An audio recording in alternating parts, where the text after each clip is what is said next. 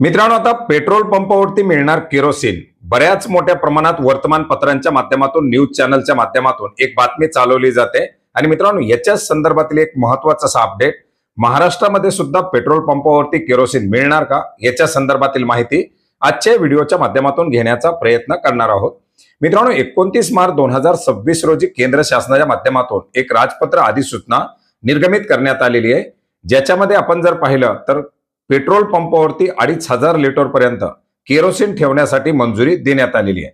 मित्रांनो, एकंदरीत आपण जर पाहिलं तर केरोसिनसाठी बऱ्याच मोठ्या प्रमाणात निर्बंध येतात, मात्र केंद्र शासनाकडे असलेल्या काही विशेष अधिकाराचा वापर करून ही एक मंजुरी देण्यात आलेली आहे।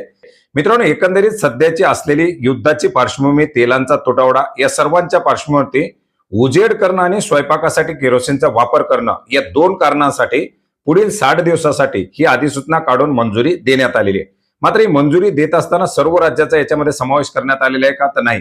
मित्रांनो, याच्यामध्ये पीडीएस, एसकेओ मुक्त राज्य आणि केंद्रशासित प्रदेश यांचा समावेश करण्यात आलेला आहे। 21 केंद्रशासित प्रदेश आणि राज्यामध्ये पेट्रोल पंपावरती 2500 लिटर पर्यंत केरोसिनचा साठा ठेवण्यासाठी मंजुरी देण्यात आलेली आहे। याच्यामध्ये आपण जर पाहिलं तर राजधानी क्षेत्र दिल्ली, चंदीगड, हरियाणा, पंजाब, दादरा, पुडुचेरी, आंध्र प्रदेश, अंदमान, राजस्थान, उत्तर प्रदेश, गोवा, गुजरात, उत्तराखंड, लक्षद्वीप, जम्मू काश्मीर, लद्दाख, तेलंगणा, हिमाचल प्रदेश, नागालँड, मध्य प्रदेश आणि सिक्कीम अशा 21 राज्य आणि केंद्रशासित प्रदेशामध्ये या पेट्रोल पंपावरती 2500 लिटर पर्यंतचा स्टॉक करण्यासाठी मंजुरी देण्यात आलेली आहे।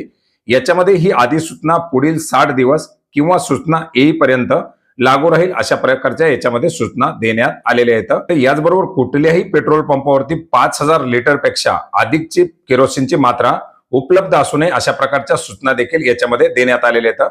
तर एकंदरीत याच 21 राज्यामध्ये पेट्रोल पंपावरून केरोसिनचं वितरण केलं जाणार आहे। मित्रांनो, याच्यामध्ये अधिसूचनेमध्ये महाराष्ट्र किंवा महाराष्ट्रातील वितरणाबद्दल कुठल्याही प्रकारचे निर्देश देण्यात आलेले नाहीत। त्याच्यामुळे बातम्या जरी चालवल्या जात असल्या तरी बातम्या बरोबर आहेत, परंतु हे राजपत्र, ही अधिसूचना महाराष्ट्रासाठी लागू करण्यात आलेली नाही। धन्यवाद।